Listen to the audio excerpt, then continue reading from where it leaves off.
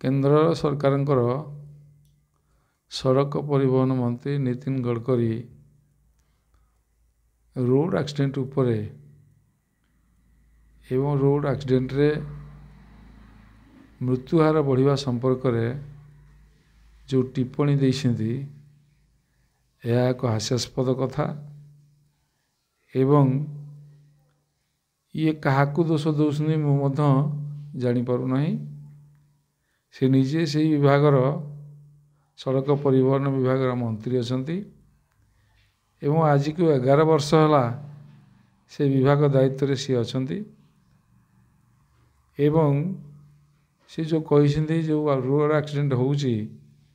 यार कारण होउची फल्टी डीपीआर एवं ता संगे संगे इंजीनियर मानकर भूल डिजाइन जो ये सब कार्यक्रम होउची एवं डीपीआर एवं इंजीनियर मानकर डिजाइन तैयारी होउची यार सर्वे सर्वा दउछन से निजे तेणु से निजे कि जानी पार नांती जे इनती होउतला बोली एबे 11 वर्ष पर उपलब्धि कले जे या होउची बोली ता माने निज दोषटा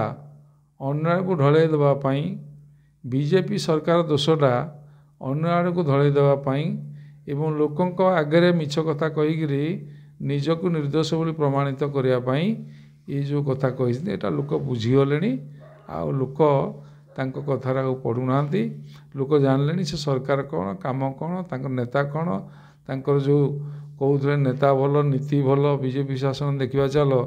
एवं से सब पदारे पड़गला लोक ताको बुझीगले ये प्राय 10 वर्ष है कटक संबलपुर रास्ता ये तैयारी होउची आपण देखिबा ढेंकानाल रे आउ गोटे असुविधा है ढेंकानाल रो कामाख्यानगर जो रास्ता है सेठे गोटे ओभरब्रिज हवा कथा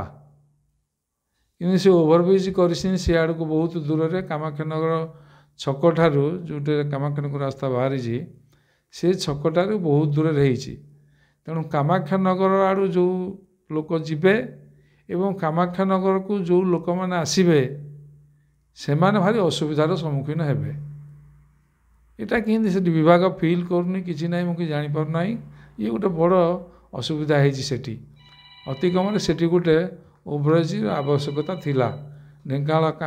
कामाख्यानगर रास्तार छकरे गोटे ओभरब्रिज आवश्यकता निहाती एबे भी अच्छी तेणु आपको सरकार दृष्टि देवे बोली आम दाबी करुचु ता संगे संगे रास्ता जो एते दिन विलम्ब है एतिर लोक भारी हैरान नहीं बहुत लोक मृताहत है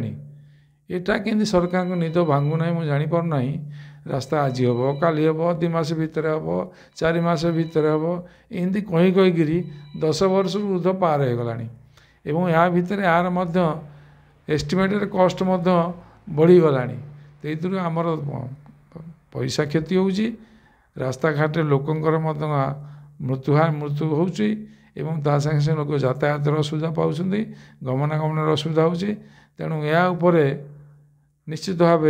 सरकार दृष्टि देवार आवश्यकता अच्छी जोटा अन्य आड़ को दोष न देकरी निजे निज मुंड को दोष नहीं शीघ्र रास्ता तैयारी करने उचित।